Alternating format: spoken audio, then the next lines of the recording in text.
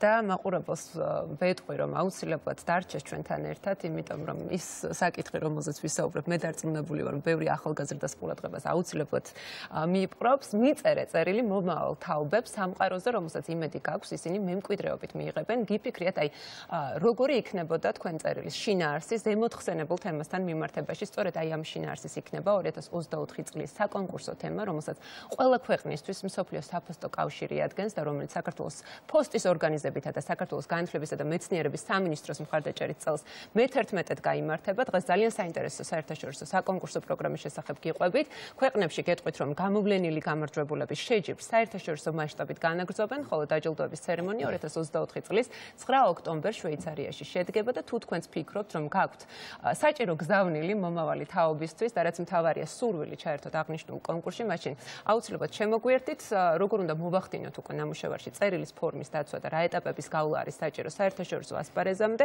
ჩვენი სტუმარი გაგვიზიარებს სწორედ ახლა მაგდა სანიკიძე, მარკეტინგისა და საზოგადოებასთან ურთიერთობის დეპარტამენტის ხელმძღვანელია ჩვენთან ერთად, რომელსაც მივესალმები. მოგესალმებით. აუცილებლად კომპლიმენტით უნდა დავიწყო მაგდა თქვენთან ურთიერთობა, იმიტომ რომ ნამდვილად არაჩვეულებრივად გამოიყურებით და უმეტესი მადლობა, თემაც ძალიან საინტერესოა. ასევე მოკლედ, ესე იგი, თანამედროვე ტექნოლოგიების ეპოქისთვის დამახასიათებელი გამოწვევების პარალელურად რაღაცნაირად განცდა მიჩნდება, რომ სულ უფრო მნიშვნელოვანი ხდება ამა თუ იმ ტრადიციის ან აღდგენა, ან მათი შენარჩუნება და ამ შემთხვევაში უკვე საუბარი არის წერილობითი ურთიერთობის ფორმაზე და მათ წახალისებაზე ახალგაზრდებში, ვიდრე უშუალოდ საერთაშორისო კონკურსზე დაგისვამდით შეკითხვებს და გავარკვევდით ყველა იმ კრიტერიუმს, რომელიც უნდა გავითვალისწინოთ თუ სურვილი გვაქვს ჩართვის. თავდაპირველად, მოკლე ექსკურსით რომ დავიწყოთ ინტერვიუ, რა მნიშვნელობის არის ეს კონკურსი, რას ემსახურება ის და არის შესაძლებელი რომ გარკვეულწილად რაღაც სტატისტიკა მოვიშველიოთ, რამდენად დიდია გამოხმაურება და ინტერესი ახალგაზრდების მხრიდან. სიამოვნებით გაგიზიარებთ. ზოგადად მსოფლიო საფოსტო კავშირის წერილის წერის საერთაშორისო კონკურსის მიზანი არის თანამედროვე ტექნოლოგიების ეპოქაში მაქსიმალურად შევინარჩუნოთ წერილის წერის კულტურა. და რეალურად მინდა ვთქვა, რომ განსაკუთრებით პანდემიის პერიოდში და შემდეგ, პანდემიის შემდეგ, როდესაც პირველი კონკურსი ჩატარდა, ჩვენ გვყავდა მონაწილეების რეკორდული რაოდენობა. ეს საქართველოს მასშტაბით. საქართველოში რეკორდული რაოდენობა, მაგრამ აღნიშნავ, რომ მსოფლიო მასშტაბით და მნიშვნელოვანი და საერთაშორისო რატომ არის მსოფლიო საფოსტო კავშირის ყველა წევრი ეროვნული ოპერატორი, ეს არის ყველა ქვეყანა 192 ქვეყნის ეროვნული ოპერატორი საქართველოს პოსტა პარალელურ რეჟიმში ახლა მართავს აღნიშნულ კონკურსს და 15-16 მილიონი მოზარდი იღებს მონაწილეობას ახლა ამ კონკურსში.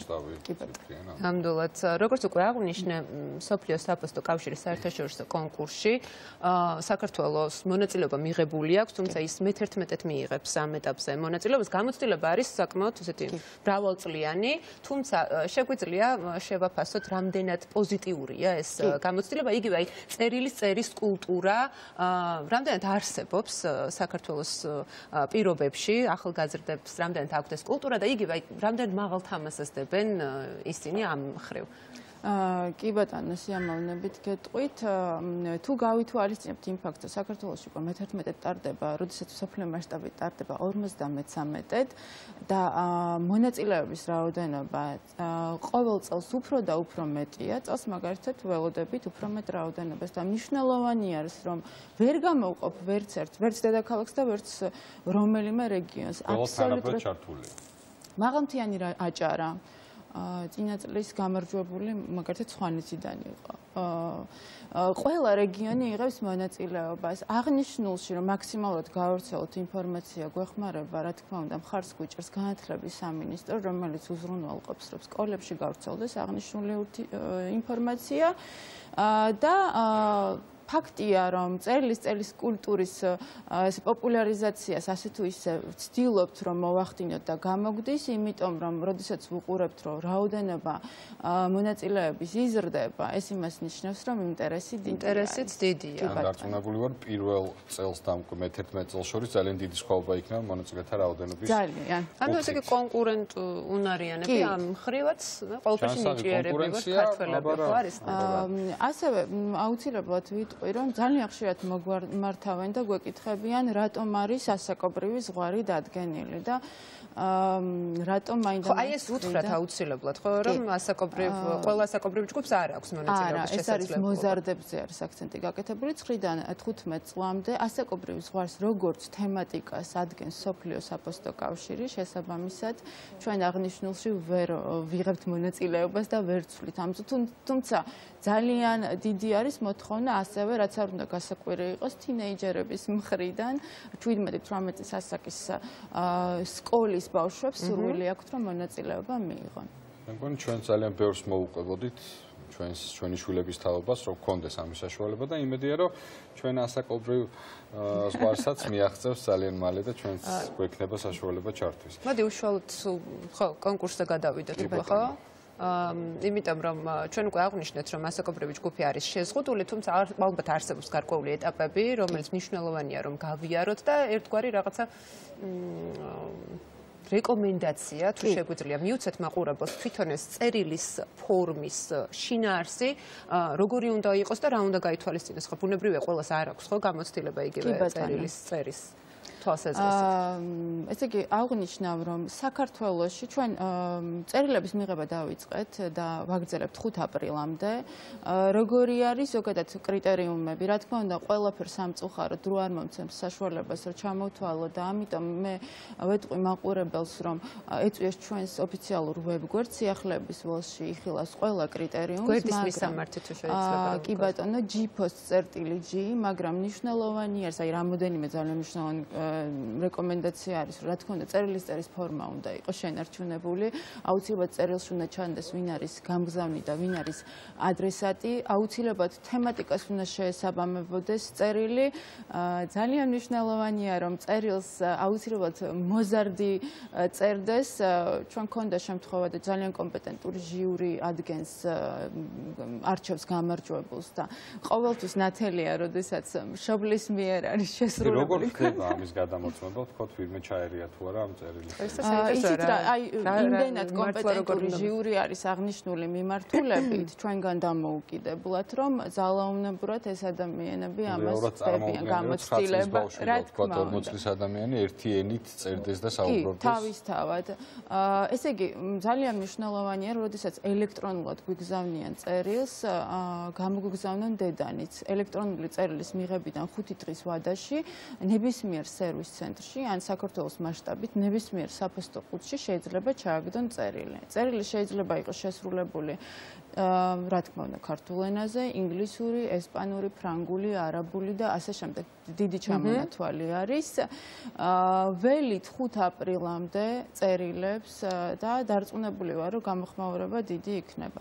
ესე იგი, მსოფლიო საფოსტო კავშირის საერთაშორისო კონკურსი მაყურებელს რომ განვუმარტოთ, იქნება 2024 წლის 9 ოქტომბერს, ეს გაიმართება შვეიცარიაში, თუმცა საქართველოს მასშტაბით კონკურენციას ახალგაზრდები უკვე 5 აპრილამდე გაუწევენ ერთმანეთს. 5 აპრილამდე ჩვენ შეწყდება უკვე მიღება წერილებს. 5 აპრილს ჩვენ მივიღებთ წერილებს, შემდეგ რა თქმა უნდა ვიტოვებთ დროს იმისთვის, რომ ჟიურის გადავცეთ აღნიშნული წერილები და უკვე ივნისის თვეში გამოვლინდება საქართველოში გამარჯვებული. საქართველოში პირველი ადგილის ფლობელი წერილი გაიგზავნება მსოფლიო საფოსტო კავშირში ერთი წერილი იგზავნება, ხო? ერთი წერილი იგზავნება მხოლოდ, მაგრამ საქართველოს მასშტაბით გამოვლინდება მეორე მესამე ადგილის გამარჯვებული წერილი, ასევე განათლების სამინისტროს ესე ვთქვათ მიერ გამორჩეული წერილი, ეკონომიკის სამინისტროს მიერ გამორჩეული წერილი, რა თქმა უნდა, სხვადასხვა ნომინაციები იქნება და რა თქმა უნდა, ჩვენ მოზარდების გულებს გავახარებთ, სხვადასხვა ესე ვთქვათ დავასაჩუქრებთ ესე ვთქვათ, მოკლედ. იმედია რომ სოფლიო ასპარეზეც ერთ-ერთ გამორჩეულ წერილად შეფასდება ჩვენი გამარჯვებულის ნაშრომი. ასე ვთქვათ, მოკლედ ასაკობრივი ზღვარი ვიცით, ვადები ვიცით, თემა ვიცით და ახლა ახალგაზრდები და წერილები წერთ. ჩვენ ვიკითხოთ ჩვენ არ დავწერთ. აი შეკითხვა გამიჩნდა ესეთი თუმე ვთქვათ დარწმუნებული ვარ ახლა უამრავი ახალგაზრდა გვიყურებს და თინეიჯერი რომელსაც შესაძლებელია გაუჩნდეს ხო კონკურსში ჩართვის სურვილი. აი თავად შინაარსზე მინდა რომ ჩაგეკითხოთ, აი რაზე უნდა გაამახვილონ თქვენი აზრით ყურადღება მიწერე-წერილი მომავალ თაობებს სამყაროზე, რომელსაც იმედი გაქვს, ისინი მემკვიდრეობით მიიღებენ. აი სხვათა შორის რა არის აი ეს მთავარი გზავნილი? შეგვიძლია რაღაცა გარკვეული მონახაზი თემატიკა ყოველთვის არის ძალიან ორაზროვანი. გამომდინარე იქიდან, რომ არ გაუკეთოთ უფროსებმა მოზარდებს აქცენტები და მოზარდებმა თავად გადაწყვიტონ აი აღნიშნულ თემატიკაში რა შინაარსით შეიძლება წაიყვანონ წერილი და აქედან გამომდინარე ესე იყო წინა წელსაც იმის წინა და ასე შემდეგ და ხშირად წერილი მიდიოდა ისეთი განსაკუთრებული შინაარსით, როდესაც ხვდები რომ უფროსის ესე ვთქვათ აზროვნება აი ამ შინაარსს უბრალოდ ვერც გაიგო კი ბატონო. ამიტომ ამას ესე დავტოვებ უკას.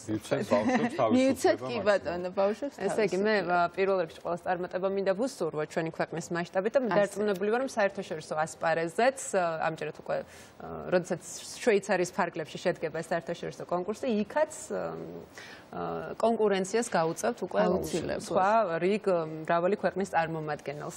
ძალიან დიდი მადლობა გითხრათ, წარმატებები გისურვოთ, დაგემშვიდობებით და მე დარწმუნებული ვარ რომ მე-12-დაც უკვე როდესაც გაიმართება ეს კონკურსი აუცილებლად შევხვდებით. გავაგრძელოთ, ხო?